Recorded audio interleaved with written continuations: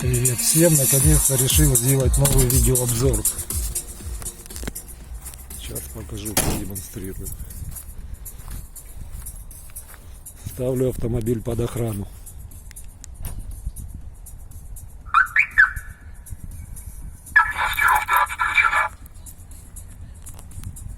Сделаем снятие с охраны.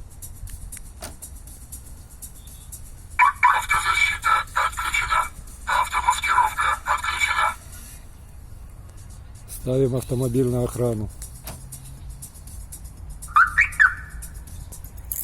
Маскировка включена. Теперь делаем несанкционированное вскрытие автомобиля.